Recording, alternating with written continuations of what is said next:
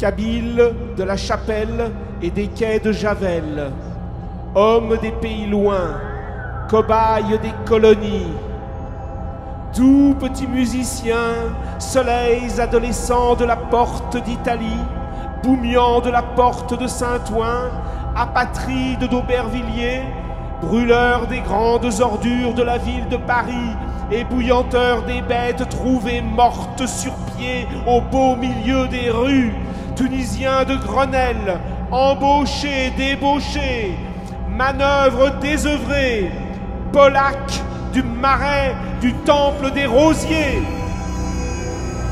cordonniers de Cordoue, soutiers de Barcelone, pêcheurs des Baléares ou bien du Finistère, rescapés de Franco et déportés de France et de Navarre pour avoir défendu, en souvenir de la vôtre, la liberté des autres.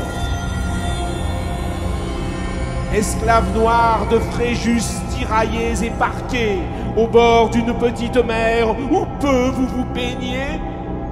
Esclaves noirs de Fréjus qui évoquaient chaque soir dans les locaux disciplinaires, avec une vieille boîte à cigares et quelques bouts de fil de fer, tous les échos de vos villages, tous les oiseaux de vos forêts, et ne venez dans la capitale que pour fêter au pas cadencé la prise de la Bastille le 14 juillet. Enfants du Sénégal, dépatriés, expatriés et naturalisés, enfants indochinois, jongleurs aux innocents couteaux qui vendiez autrefois aux terrasses des cafés de jolis dragons d'or faits de papier plié, enfants trop tôt grandis et si vite en allés qui dormez aujourd'hui, de retour au pays, le visage dans la terre et des bombes incendiaires labourant vos rizières. On vous a renvoyé la monnaie de vos papiers dorés. On vous a retourné vos petits couteaux dans le dos. Étranges étrangers, vous êtes de la ville, vous êtes de sa vie, même si mal en vivez, même si vous en mourrez.